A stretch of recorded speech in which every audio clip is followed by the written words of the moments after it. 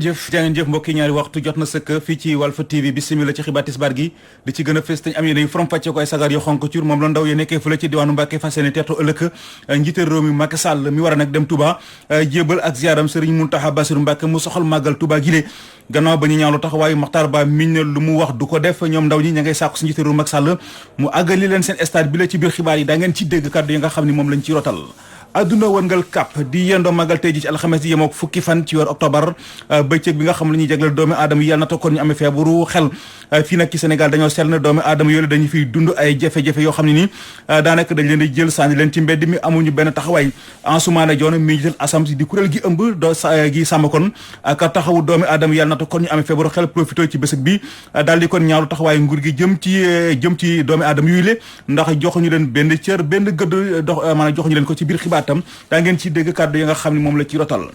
adduna wërngal këpp di màggal tey ji tamit bëccëg bi nga xam ne nii moom la ñu jagleel peine de mort te mooy ku rey nit te tey ko ñu rey la Seydi Gassama mi njiital am na Sénégal ne àndul ci peine de mort ndax du def lu dul yokk faat gi ñuy faat doomu aadama yi nguur gi lañu moo war a def mooy yar xale yi sensibiliser leen ci musiba yi nekk di jëfandikoo drogue ci biir xibaar yi daa ngeen ci dégg kàddu yi nga xam ne moom la ci rotal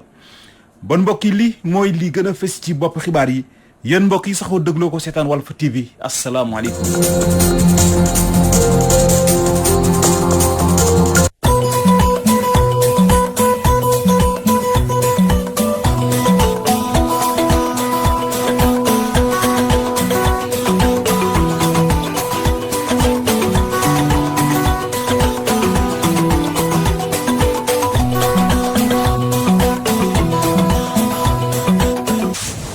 bismillah ci xibaar yi dañu koy tàmbaleek wàllu football wax ci jogante xaritoo gi nga xam doxoon na sànq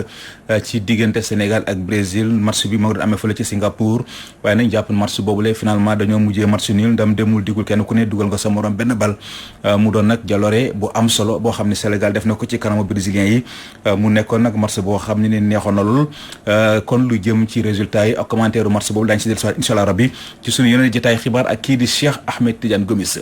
wax naa ko sànq ci bopp xibaar ay sagar yu xonk ci moom la ndaw ya nekkee fële ci diwaanu Mbàkke fas yéene teertoo ëllëg njiital réew Macky Sall ci tànkir nemeeku yi nga xam war na koy amal ëllëg ci diwaanu Touba ngir jébal ak ziaram Serigne Mountakha Bassirou Mbacké mi xalif général des Mourides gannaaw nag ba ñu ñaawlu taxawaayu Makhtar Ba mi ñu ne lu mu la wax du ko def ñoom ndaw ñi ña ngay sàkku ci njiital réew Macky Sall mu yeggali leen seen stade bile Ndongo Diouf ma wax ci seen kaddu ñu teewlu ko ci micro Mamadou Makhtar Sarr. yaakaar naa li ñu fi boole lépp ñun ñëpp moom mooy stade bi ñu àggale ko ci nu mu gën a gaawee comme ministre dafay ñëwoon en 2018 février ñoo fi ne danañ àggale stade bi ne président moo ko yónni ne bu amutoon ndigal du ñëw danañ àggale stade bi ñu ngi koy ñaan moom mu jël ko tegal ñu affaire bi ci loxo président de la république ñu jéem ñu àggale suñu stade bi nu mu gën a gaawee parce que loolu lañ bëgg instant bi le ministre Batar Ba ne am na ñu doon jéem a jënd mais na xam ne ñun jeunesse Mbàkke bi mënuñoo jënd amuñ dara de mais am nañ suñu ngor ak suñu dignité yoruñu dara nag fii ñu fi nekk ñëpp ñun ñëpp dañuy taxal ñun ñëpp ñoo yem rek mais kenn mënuñoo jënd bu fekk noonu 100 millions bëgguñu koo jox man ak Mbaye si wala keneen ak keneen duñ ko jël li ñu bëgg mooy stade bi àgg ëllëg kat ñu ne combat bi ñun ñoo ko fi taxawoon ba stade bi àgg mais suba danañ mën a produire ay joueurs suba football Mbàkke dana gën a mën a dox suñuy doom danañ ci jouer suñuy rakk ak ñeneen suba aussi sport Mbàkke dana gën a jëm ca kanam jeunesse bi danañ am épanouissement au moins ne serait-ce que ñu am stade boo xamante ne stade praticable bu ñuy mën a jouer mais ñun kenn mënuñoo jënd kenn mënu leen a corrompre aussi ñun li ñu bëgg moom mooy stade bi àgg mooy le président Matar wax jëm fi waxoon su ñëwee danañ ko montrer suñu mécontentement danañ génn sol morceau yu xonq comme nii ñu ko defee danañ ñëw ci tali bi jàkkaarloo moom wax ko ne ko li mu fi waxoon lépp mi ngi fi tege dara amu ci ñoom bu fekkee nee nañ nag ñoom xeexuñu ministre Matar Ba ñun liñ taxaw moom Matar Ba wax jëm fi waxoon du question xeex mais wax jëm fi waxoon na ci dellu si dafa ñëw ne président moo génn les faits sont là vidéo yi mi ngi fi leen mën nañ ko teg léegi ñu déglu ko daf fi ñëwoon waxam joo xamante wax ju tooy xepp la bàyyi ko fi ñu toog di xaar amoon nañ ci nag yaakaar mais ñun ñëpp suñu déception dafa rëy parce que liñ yaakaaroon lépp gisuñu ko ngoog loolu day kàddu yoo xam ne nii ñu ngi ko nangoo ci kii di Ndongo Diouf ñu fàttali ne moom jiite réew Macky Sall ëllëg incha allah rabbi mu nga fas yéene julli jë fële ca Touba Mbacké ak ziaram kon la fas yéene jébal xalifa bi di Serigne Mountakha Bassirou Mbacké lépp kon jëm ci màggal Touba gi nga xam ne ni ñu ngi ko jàpp niki fukki fan ak juróom-ñaar ci weer octobre wi ñu ne wax naa ko sànq ci bopp xibaar àdduna wërngal kap di yendoo màggal tey ji ci alxames ji yemook fukki fan ci weer octobre bëccëg bi ñu jagleel doomi aadama yel na too ñu amee feebaru xel fii ci Sénégal dañoo seetlu ne doomi aadama yooyu dañ leen joxul benn fulla jox ñu leen benn fayda daanaka daal bu leen feebar bi dalee seen i mbokk duñu def lenn dul bàyyi leen ci mbedd mi ñuy taxawàllu mu doon nag loo xam ne ni lenn ci askan wi ñu ngi koy ñaawlu ñenn ci ñoom ñu teewlu leen ci micro soxna Mamou Diaby Gassama. feebar yàllaa koy teg nit ab nattu la rek bu la yàlla tegee nattu nag say mbokk ak ñi nga xam ne ñooy ay dëkkandoom ñoo ko war a tatagal jàppale ko buñ ko mënee faj ñu faj ko bu ñu amee doole ji bu ñu amul doole ji nag ñu dem ci ñi nga xam ne ñoo am la yàlla jox ñu dimbale leen su ko defee nu mën leen a taxawu jàppale leen te jëmmi yàlla ji tax. doomu aadama moom kenn war koo sàgganee ndaxte yàlla si waxam dafa fonk doomu aadama puisque yàlla dafa fonk doomu aadama nag doomu aadama dina feebar ci yaram dina feebar ci xel ndaxte loolu moo ko composé donc du raison loolu moom du ma ci d'accord mukk que nit dafa feebar am feebaru xel rek que dañ ko war a abandonné ci mbedd mi foofu moo nekk dëkkam voilà du am ku muy collaborer voilà dans ce cas loolu après leneen lu bëri ay conséquences yu bëri mënu ci topp moom ci santeem ak ci ñi ko wër parce que kenn xamul après fu muy teeree doomu aadama moom ëpp naa bàyyi noonu daal te kenn toppatoo ko daal. ñi am mbokk yu mel noonu war nañ leen a mun a jàppale comme quoi ñu def quel que soit alpha ñu jéem leen a tey ci kër gi jàppale leen ci solin ci lekkin affaire yooyu yëpp maintenant am na foo xam ne nag ñoom mënuñ ci dara parce que parfois nit xelam bi day dem moom mu aussi dem gàddaay di dox noonu mbokkam dañuy wër ba sonn duñ ko gis maintenant ci pour ñooñu ñu nekk fii ni sans abri yi ñooñu état bi moo leen mun a jàppale comme quoi mu créer ay centre yoo xam ne nit ñi dina leen fa mun a dugal mu recruter ay nit aussi ñoo xam ne dinañ encadrer ñooñu di leen di surveiller di leen di xool. Ansoumana Dione mi yitteel ASAMS di kuréel gi nga xam moom moo ëmb doomi aadama yi nga xam yàlla dafa natoo ñu amee feebaru xel di leen taxaw profité kon ci bëccëg bi daal di ñaawlu taxawaaye nguur gi ñu ne joxul benn cër benn gëdd ñi nga xam ne ay dof lañu li ñu doon xaar ci ñoom ci bésu tey ji leen mooy mu woo leen ñoom waa ASAMS suñu àggee ko situation bi dof yi dund waaye defu li mu def mooy dajale ay maire ca palais ba naan dafay waxtaan na ñoom te la mu fay waxtaan na ñoom du lenn loo xam ne daanaka lu amal njëriñ askan wi la Ansoumana Dione moo yëkkati kon kàddu yu ni mel ñu teewlu ko ci téléphone xoxandong ñi amee feebaru xel ci Sénégal lu dul toostange lu dul toon lu dul musiba di wàcc seen kaw saa su nekk moom la sénégalais yépp gis tey mooy bëccëg bu ñu leen jagleel Sénégal nag mooy réew bi nga xam te ni dafa joxul benn gëdd dafa fullaalul mbirum feebaru xel moo tax tey cérémonie bi ñu amal ñoom hôpital psychiatrique bu Thiaroye ñun cérémonie boobu dañu ne duñu ci dem ndaxte su fekkente ne atum 2000 ba léegi ñu ngi màggal mbirum feebaru xel atum 2001 ba léegi ñu ngi koy màggal te amul lenn loo xam te ni amal na leen njëriñ kon dafay jaaru ñu taxaw ndaxte mbir mi lenn rek moo fi nekk ñu indil ci ay saafara te saafara yooyu tey jii benn jëmm kese moo mën a tax mu nekk mooy njiiti réew mi Macky Sall moom mi askan bi tànn fal ko ndaxte moom président Macky Sall dafa jël ministère de la santé et de l'action sociale dénk ko Abdoulaye Diouf Sarr moomule moom moo woon a teg ay pexe yoo xam te nii ñi amee feebaru xel dana ci gis seen bopp waaye laaj leen ko de woo leen ko rek kenn moo mës a gis Abdoulaye Diouf Sarr muy wax ci mbirum feebaru xel Macky Sall président de la République mi ngi dalal ay maire ak ay président conseil départementaux ci Sénégal ci Diamniadio te fekk na boobu ñun ñii man Ansoumana Dione la waroon dalal bés bi tey suñu bés ñu amee feebaru xel la adduna bi yëpp ñoo koy màggal au lieu mu recevoir ñun ñi mi ngi wax ak ñële te ñooñu muy waxal kenn ku ci nekk dëkk boo dem ci Sénégal doo si anti na xuus muy jafe-jafe bu gën a rëy ci dëkk boobu noonu waaye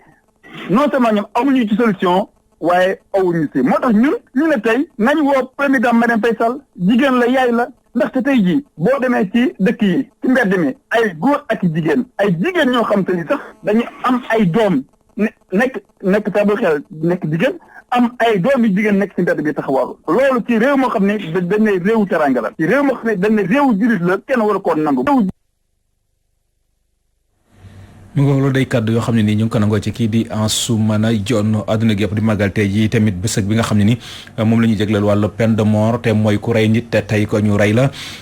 Seydi Gassama mi njiital am na Sénégal ne àndul kon ci peine de mort ndax du def du dul yokk faat bakkan nga xamul la ñuy faat bakkan doomu aadama yi le nguur gi la mu war a def mooy yar xale yi sensibiliser leen ci musiba yi mu làmbool di jëfandikoo drogue Seydi Gassama ñu teewlu ko ci téléphone xoxandong waaw je crois que du solution parce que nekkul solution ci benn réew ci àdduna amul benn réew ci àdduna boo xam ne da ngay naan ñun amatuñu crime parce que ñu ngi appliqué peine de mort du Arabie Saoudite du Iran du Amérique du Russie du Chine réew ay réew la yoo xam ne ñu ngi appliqué peine de mort depuis Arabie Saoudite daanaka depuis jamono yonante bi ñu ngi appliqué peine de mort waaye ba léegi crime yaa ngi am foofu ñu ngi rey ay nit foofu kon peine de mort du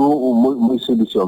bi mooy état yi xam nañ ko waaye dafa du solution boo xam ne yombul dafa yombul ndax lan laa ci état dafa laa ci état ñu xeex li ñuy wax drogue ci seen biir réew te xam nga drogue généralement ñi ko andi ci biir réew yi ay borom doole lañu pour que état bi xeex leen généralement dafa laaj volonté politique bu rëy. am na tamit mbirum alcool ndax gis nañu ne crime yu bëri yoo xam ne crime yu ñaaw yi am ci biir réew mi yu bëri société seen gannaaw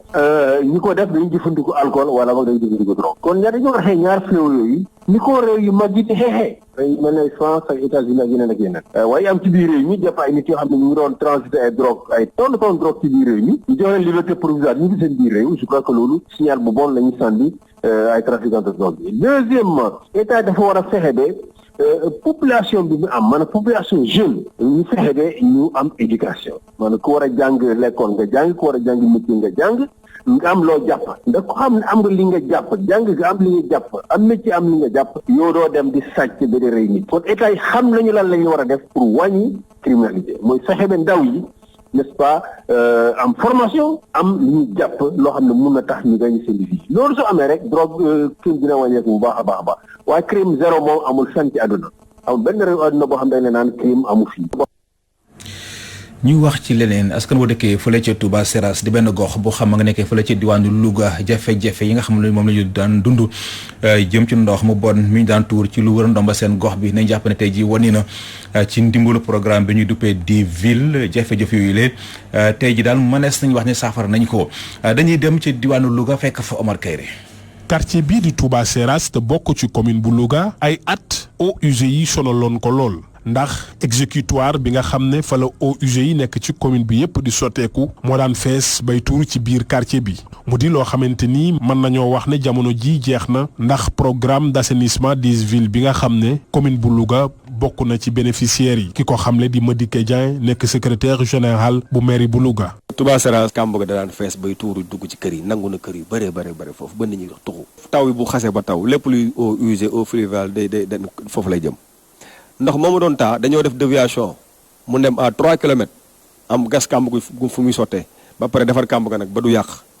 ci biir exécutoire bi nekk Touba Seras ñu yàqali bassin ba defaraat ko mu am ay membranes yoo xam ne dañ koy laal ci suuf mu bañ a infiltré wu yàq nappe bi ci suuf defar ay station de pompage yokku ko defar ay station de boue de vidange yu bees loolu mos fee am ba tey ma nga fa ba pare yokk linéaire yi ci koñ yi pour que réseau ONAS bi assainissement bi mën a dugg ci kër yi gaa yaa ngi ci liggéey bi pareegut. lu ëpp 3 milliards la ñu jagleel Louga ci programme d'assainissement boobu nga xam ne mi ngi toll ci juróom-benn fukki milliards. li waral jamono ji quartier yu bari te nekk ci biir commune bi assainissement bi agsi na fa bu nu sukkandikoo ci Ismaïla Mbengue Fall di adjoint au maire bu commune bu Louga. 3/4 de la ville presque rek lañ ko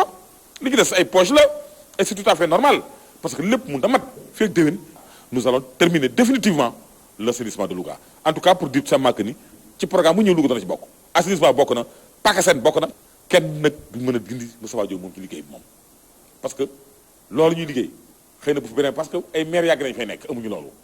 xëy na kenn ku nekk rek yàlla dafa am lu lay jagaleel ci sa wërsëg ak ci sa mën a taxawaay ak sa xarañ ba nga mën a am ci yenn projet yi. municipalité bi war a nag jàmmaarloo ak surplus d'eau bi nga xam ne mooy bale ci kanalu ONAS yi ci jamonoy nawet waral ñuy gis ay taataa ci yenn bërëb ci biir dëkk bi. bu ndee xool ci doxalinu nguur LONASE loolu moo ko yellool moo ko war a def ndax moom la ko nguur gi sas waaye teewul maire yi à chaque fois bu ndox amee ci dëkk bi maire yi dana jël ay jumtukaayam nekk ci terrain bi fu mu war a pomper mu pomper ko fa mais affaire am ay ndox ya nga xam ne nii daanaka ONAS rek camion hydrocureur bi ñuy wax loolu moom rek moo ci mën dara mooy ndox lu mel ne Ndimbé ak disons beeru Coxna te camion bi rek moo ci mën dara te camion boobu malheureusement on l'a pas exclusivement à Louga dañ ko bokk ak yeneen i gox. Oumar Kayre Louga Walfadjri. dem dañuy wax ci wàllu ndox mu bon ñu desandi ci askan wa jëlal jaaykat ya nekk fële ca marché Grand Yoff la ñuy dund jamono ji métti na ndox mu bon mu xasa xun mooy bale ci rigal yi ñëw bëgg leen a yóbbul la misina def la ñu ne fu nekk dem nañ jooytu ko fu waaye dara loolu yi moo waral kon ñu jël dogal daal di wax ne dootuñu fay juuti ndax leen ñaawlu mooy pàttiral gi nga xam ne kilifa yi ngànk mbir wane nañ ko jëmale ko ci seen jafe-jafe yuy lee Mamou Diaby Gassama demoon na seet ji leen ñu teewlu ko ci reportage. jaaykat yi nekk ca marché bu Grand Yoff ñoom nag dañoo jël ab ndogal ni duñu fay benn yoonu lii di juuti ba karok ñi saafara seeni jafe-jafe ndaxte nee nañu jamono ji seen bamba maasitul te lenn waralu ko lu dul ndoxum foos ba nga xamante ne moom moo nekk ci seen bërëb liggéeykaay yi. depuis 10 jours nga nii mënuñoo kenn mënatoo ubbeete ci place yi léegi suñu client yëpp daw nañ depuis mardi hier lañu arrêté facture noonu la ñu continuer ba affaire bi ndox mi jege fi moom ak nu mu fi jógee maire moom dama am lu état la buñ fayu taxe moom dana ko yëg ndax trésor public lay jëm. ndox mi noo ngi koy dund weer wa yàlla góor ñu amatuñuy dépasse jigéen ñaa ngi xultu ñun ñuy lekk amatuñu dara ndox mi ci jëm boppam lañ bëgg nu wool nu ONAS mu dindil ñu ndox mi. mairie bu Grand Yoff nee na xaarandiwul bi leen dogal bi bàyyeeku ci jaaykat yi bu ñu sukkandikoo ci ñi liggéey ci boobule bërëb nee nañu sax bi la jafe-jafe waa ONAS ñoom ñoo ci war a indi ab saafara. bi génn jaar si marché bi moom eaux usées la parce que xawoon na gëj a taw bi loolu amee aussi suñu service technique ñu ngi si suba ngoon guddeeg bëccëg bien que nous sommes un démembrement de l'État mais loolu du suñu compétence ONAS la ONAS mooy gérer eaux usées bi mais aussi tamit ñoom bu ñu fàtte ni biir marché bi am na ay canaux yenn saa yi day am ay difficultés parce que liñ siy dugal ñoom il faut que aussi tamit ñoom ñu mën a situer seen responsabilité. su fekkee ne yile jaaykat nag duñu fay ab taxe li ni mel dana indi ab jeexitalu ci kees mairie ba. dina am impact financièrement kooku kenn du ko weddi mais nag sérieusement ñun mënaguñu wax parler d'impact financier parce que ñun dañu jàpp ni ki nga xamante ni am nga lu la gêné jour mën nga toog sa kër mais heure boo ubbee pour jaay da ñuy fay. bari moom daal na àddune ni ñenn ci jaaykat yi du say su ne la ñuy fay lii di juuti. Sénégalais moo amul culture fay taxe moo tax liggéey recouvrement wala liggéey fayeeku metti laaj ko agent impôt wala keneen pour fayeeku dafa metti te xamuñu loolu ci ñoom lay delluwaat. jaaykat yi nekk ca marché bu Grand Yoff ñoom nag ñu ngi ñaawlu ndoxum foos ba nga xamante ne moom moo nekk ci seen bërëb liggéeykaay yi teg ci sax nee nañu li ni mel tax na ba jamono ji gisatuñu ab client loolee waral sax ñoom daal di jël ab ndogal ni duñu fay ab juuti su fekkee ne autorité yi nag indi ñu ci ab saafara naka noonu sax mairie bu Grand Yoff nee na anam ba nga xamante ne moom la jaaykat yi di doxalee jamono ji jaaxal na ko loolu teg ci sax mi ngi koy ñaawlu commune mairie bu Grand Yoff daal di yokku ne ni jafe-jafe ba nga xamante ne moom la jaaykat yi di jànkonteel jamono ci waa ONAS képp ñoo ci mën a indi ab saafara. jërëjëf soxna Mamou Diaby Gassama ñu ngi lay sant di la gërëm gannaaw ba nga xam ne benn ay bés moo des ci màggal Touba gilee mbedd Touba yi kon jamono ji mu ngi fees dell ak ndox loolu nag doon lu jaaxal kilifa diine yi ba tax ñu profité ci ndaje mi doxoon seen diggante ak Aly Ngouille Ndiaye mi jëwriñ ji dénkaane bi réew mi daal di sàkku ci moom mu manque ndox mi bu ko deful dem beeg dikk bi dina jafe lool ci dëkk bu sell boobee dañuy dem ci diwaanu Touba fekk fa Mamadou Makhtar Sarr. Touba dey mbedd yu bëri dañoo fees dell ak ndox li ni mel jaaxal bu baax kilifa yi nga xam ne ñoo ŋànk dëkk bi Serigne Bass Abdou Khadre Mbacké di président comité d'organisation màggal gi ñaax kilifa yi ñu taxaw ci nu mu gën a gaawee lu ko mooy kat askan wi jóge ko fu ne ci biir ak ci bitim réew ñoo fekkee ci màggal gi mën nañoo am ay jafe-jafe. mën naa ne mbedd yi ëpp ci dugg biir Touba kenn mënu faa jaar mooy lu mel ne mbeddum Jaayatu Mawa di yoonu Jóotale yoonu mag bi jëm Mbàkke itam boo xasee weesu Daaru Manaan foofu gis ngeen oto yi ni ñuy teggee nga xam ne màggal gi ak circulation moom kenn mënu faa jaar yoonu Touba Belel itam xam ngeen ni mu demee ak yeneen yoon yi ci des yooyu kon comme réseau assainissement bi àggu fa faaw ñu def ci pexe waaye bu ñu xaaree ba màggal gi dugg te man ko ci diggante bi day gën a indi problème. at yi ñu wees yëpp gis nañu ne màggalug Touba day am jafe-jafe yu tar jëm ci wàllum ndox Serigne Bass Abdou Khadre dellusiwaat ci mbir mi ñaax kilifa yi ñu taxaw ci dëgg-dëgg jafe-jafe yi. ndax réseau bi dafa yàqu ci biir Touba ndax am na ci yoo xam ne 1960 dafa nekkoon ba léegi ni nga xam ne li ëpp ci ndox mi day delluwaat ci suuf te ndox mi rek xam ngeen li ci xew ndax wenn forage ci benn dëkk. bu dëkk bu mënta am ndox kon am na lu ko indi loolu rek fekkee at mu jot ñu jën bënn ñaari forage wala ñetti forage te ndox mi du sotti ko suuf it amul njëriñ. Aly Ngouille Ndiaye jëriñ ji ñu dénk wàllum intérieur ñëwoon teewe ci ndaje mi dalal na xelu kilifa yi nekkat gouvernement bu Sénégal daañu def seen kéemtulaay kàttan taxaw ci mbir yi ba lépp saafaraw. parce que ba léegi am na ay points bas yoo xam ne yii malheureusement le seul moyen c'est pomper avec des hydrocureurs dem yóbbu ndax amul déversoir. Ça aussi, je pense que peut-être au niveau de la direction, il faut essayer de voir une solution qui puisse être quand même structurelle. Parce que point bas, il faut nous prendre un système qui permet peut-être un système d'évacuation plus opérationnel que l'IDF actuellement. Également avec le ministre. c'est de mettre en place un budget qui permet vraiment, après le Magal, si possible, sinon dans le budget 2020, ñu étudier les réseaux d'adduction d'eau de Touba. Touba Mbacké, Mamadou Makhtar Sarr pour la radio-télévision Walfadjri.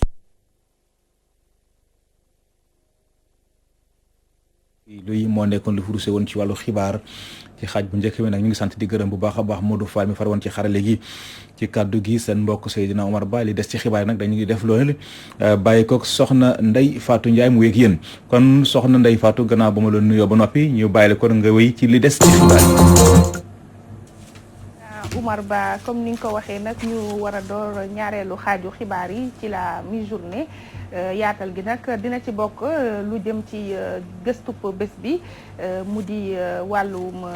jàng beeg jàngale bi ubbi tey jàng tey ay bés gannaaw ba ñu ubbee lii di l'école bi lan lañ ci mën a jàngat waaye itam lan lañ mën a nemmeeku ci l'école yi dañ ci waxtaanee ak Dambo ci jiite CUSEMS authentique waaye itam bokk ci groupe des 20 événement bi maanaam xew-xew bi ñu dëgmal ko muy màggalu Touba tey jii nag ñu war a xool bu baax li nga xam ne moo di exposition yi Hizbut Tarqiyyah di def liñ ci jagleel nag atum ren moo di jàng ak jàngale bi nga xam ne moo nekk yitte yi Serigne Mountakha Bassirou Mbacké di xalif général des Mourides wote bés bi ci bu mu jokko bi ñu waxtaan ak Abdoulaye Wilane yor kàddu yi parti socialiste ñu tabb nag ni ki démb madame Aminata Mbengue Ndiaye ngir mu jiite PS muy lu yees loo xamante ne parti bi dina ko dund ci nan ak naka la koy jëmee loolu dinañ ci am lu leer ci jokkoom ci téléphone bi ak Fatou Diouf Faye yëglekaay yi ak yéenekaay yi ki ko nafar di Abdoulaye Bopp ganub xibaar yi comme niñ leen ko junjee mu di Dambo te jiite CUSEMS authentique bokk tamit ci groupe des 20 lii daal moom lañ leen war a yàkkal ci la mi-journée maanaam ñaareelu xaaju xibaar yi Seydina Omar Ba léegi rek ñu dikk ak yéen ci yaatal gi